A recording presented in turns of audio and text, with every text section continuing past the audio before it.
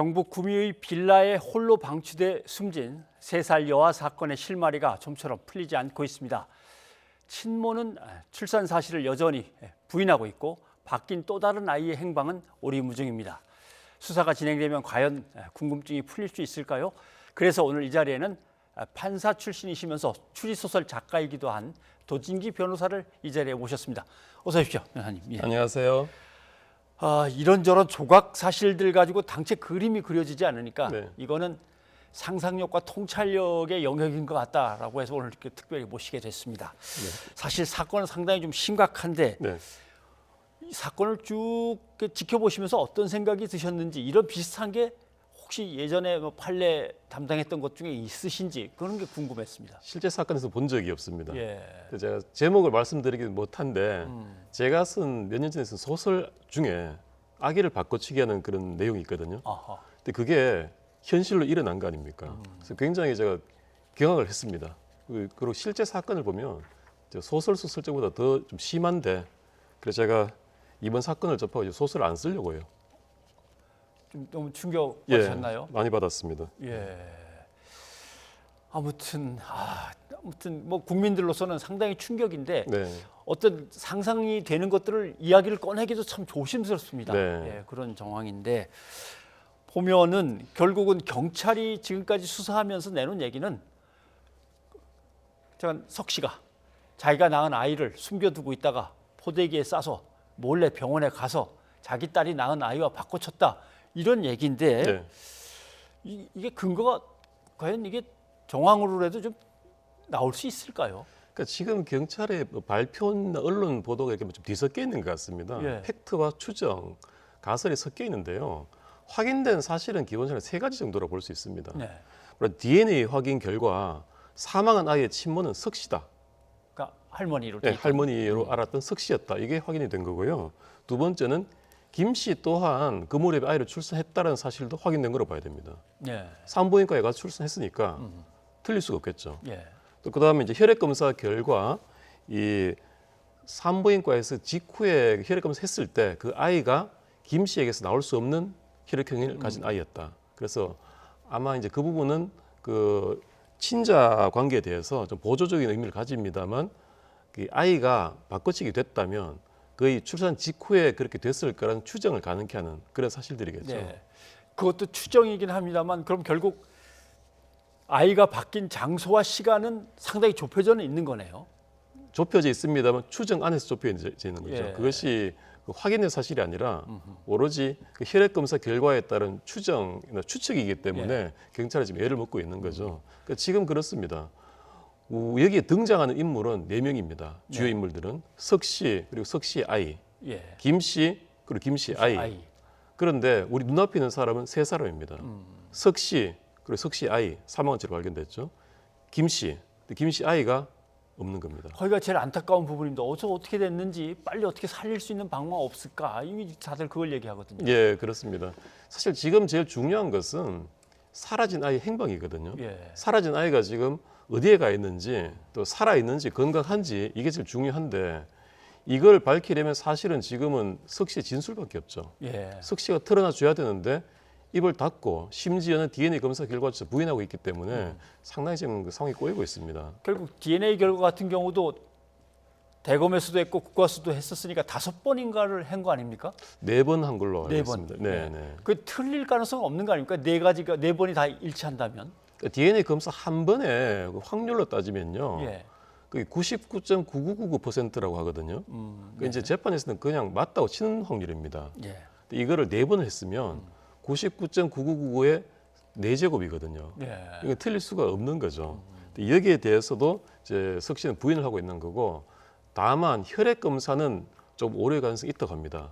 그래서 여기서 이 2가지 사실을 놓고 본다면 석 씨가 아이를 출산을 했고 그 아이가 사망했다라는 사실은 확인됐는데 그 아이를 언제 바꿔치기 했는지는 혈액 검사로 추정을 하고 있는 건데 예. 그 부분은 확실하진 않다라고 그렇게 봐야 될 것 같습니다. 네. 그 사람들이 묻습니다. 도대체 어떻게 된 것 같냐라고 물으면 왜 DNA 검사를 그렇게 증거를 제시해도 다 부인하냐? 네. 근데 뭐 취재해본 기자 입장에서는 아이가 만약에 숨졌다면 네. 그 숨진 아이의 어떤 살인 혐의가 네. 사실상 살해 혐의가 또 얹어지기 때문에 그걸 피하려고 뭐 형량을 줄여보려고 그러는 거 그거 외에는 뭐 상상되는 바가 없는데 어떤 게 가능한 겁니까? 이 이유를 설명할 때. 그 가능성이 충분히 있고요. 예. 두 번째는 결국은 재판이죠, 재판. 재판. 향후의 처벌 문제죠. 예. 근데 지금 사실은 확실하게 밝혀진 것은 죽은 아이가 석 씨의 자녀라는 것만 밝혀져 있습니다. 아하. 근데 석 씨가 과연 자기 그 딸의 자녀, 그 김 씨의 아이를 유괴했는지, 그 바꿔치기 유괴 아니겠습니까? 예. 유괴했는지는 확인된 게 아니라 정황에 따른 추측인 거예요. 그래서 이걸 석 씨가 입을 열어줘야 그 사실을 밝힐 수 있는데 예. 이걸 다물고 있는 거죠. 근데 이제 재판을 앞두고 예. 만약에 석 씨를 기소를 한다면 약취유인죄입니다. 약취유인. 예, 미성년자 약취유인인데 이게 뭐냐면 쉽게 유괴입니다. 유괴. 예. 유괴인데 이걸 기소를 해야 되는데 기소부터 문제가 있는 거예요. 이를테면 우리가 절도범을 기소를 한다고 치면요. 피고인이 물건을 훔쳤습니다. 이렇게 기소를 못합니다. 예. 언제 어디서 어떻게 훔쳤는지를 특정을 해줘야 됩니다.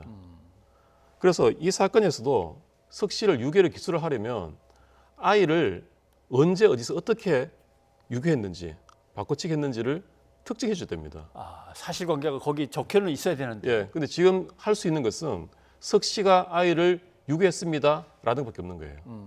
언제 어디서 어떻게라는 게 빠져 있기 때문에 기소부터가 지금 벽에 걸린 겁니다. 예. 그런데 혹시 뭐 이제 판사로서 근무도 하시고 나름대로 소설도 추리소설 쓰시고 하셨는데 이럴 때 입을 안 여는 사람의 입을 열게 하는 방법 뭐 이런 것들은 없습니까? 그러니까 저는 개인적으로 이 상황에서 지금 아이의 생사가 제일 중요한 거 아니겠습니까? 석 씨가 말을 해줘야 되는데 입을 닫고 있으니까요. 어떤 이유에서 석 씨의 신상을 공개해서 시민들의 제보를 좀 받아보면 어떨까 싶거든요. 야, 공개 수사로 이렇게. 네, 3년 전이지만 석 씨가 아기를 바꿔치기 하면서 그걸 목격한 사람도 나올 수도 있고 예. 충분히 지금 아이가 당장 중요하고 급하니까 그렇게 하면 좀 진전이 있지 않을까 싶고요. 또 그런 이유 있습니다. 제가 신상 공개를 통해서 압박을 해서 진술을 받는 것은 안 될 말입니다. 안 될 말입니다만 어떤 의미에서는 이 범죄자들이 신상 공개를 끔찍이 싫어합니다. 예. 그 예를 들어서 지난번에 그 여성 2명을 연달아 살해했던 최신종 같은 경우도 나 사형이든 무기징역이든 좋으니까 예. 신상 공개만 하지 말아달라고 했거든요. 오. 그 정도로 굉장히 싫어하는 부분이거든요. 그래서 만약에 석 씨가 신상 공개를 앞두게 되었을 때 혹시 심경의 변화를 일으켰어. 신상을 공개하지 말아달라. 내가 더 얘기해 줄게. 이렇게 나올 수 있지 않을까 하는 그런 기대를 가져보는 거죠. 아이를 낳고 키우면서 그 석 씨의 딸 김 씨를 이제 예를 든다면 아이를 낳고 키우면서 그 3년의 세월을 아무것도 모른 채로 정말 인제서 알게 된 걸까라고 하는 의문이 남고 네. 혹시 재판에 가서 네. 기소돼서 재판에 가서 자기 재판을 받고 하다 보면 뭔가 좀 얘기를 꺼낼 수 있지 않을까 이런 생각도 사람들이 하던데 이건 어떻을까요? 그렇습니다. 저 사실 여기서 제일 좀 미스터리 중에 하나가 과연 딸인 김 씨가 모른 상태에서 공모하지 않고 이 아이 바꿔치기가 가능했겠느냐는 거죠. 공모 없이 가능하냐? 예. 더군다나 아이의 출산 시기가 좀 다르지 않습니까? 그러면 몸무게도 다를 거고 할 텐데 과연 친모가 그걸 눈치를 못 챌 수 있을까 하는 근원적인 의문이 남고요. 두 번째는 김 씨가 아이를 버려두고 몇 달간 그 남편 집에 가 있었지 않습니까? 예. 그래서 아기가 지금 거의 아사로 발견된 것으로 추정이 되는데 이게 모성이라는 게 있지 않습니까? 예. 모성이라는 게 있는데 친엄마가 딸을 버려두고 몇 달간 이렇게 나가 있을 수 있는가 하는 의문이 들거든요. 그래서 혹시 이게 자기의 친딸이 아니라 말하자면 아빠가 다른 동생이라는 사실을 알았기 때문에 그랬던 건 아닐까 하는 의문도 드는 거거든요.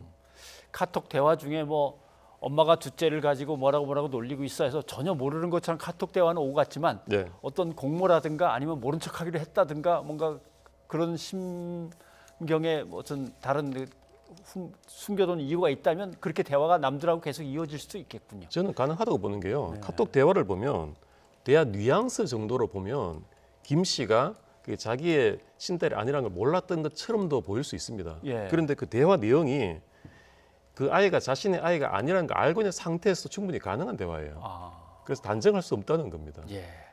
자, 그러면 이제 수사 방향은 어떻게 돼야 되는지, 그리고 재판에서는 어떤 식으로 진실에 접근을 해야 되는지 그걸 좀 얘기를 해주시죠.